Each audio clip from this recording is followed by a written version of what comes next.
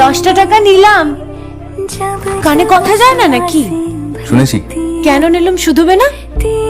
10টা টাকা উড়িয়ে দিই, আমি তবে যাই। না থিয়েটার দেখতে যাচ্ছি। আমি কালী চারুকে চেনো? ওই যে পাড়ার মোড়ের বাড়ির আমার বন্ধু, কলকাতায় পড়তে এসেছে। সেখানের কলেজে নাকি আর বেশি পড়ার উপায় নেই, তাই এখানেই ভর্তি হয়। সম্পর্কে সবকিছু একেবারে ঠোঁটস্থ করা হয়েছে দেখছি। তাও ললিতা, ললিতা তাকাও।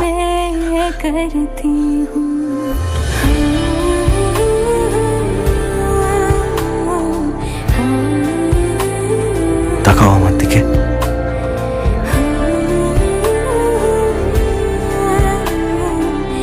তুমি এমন কেন করলে শেখরদা?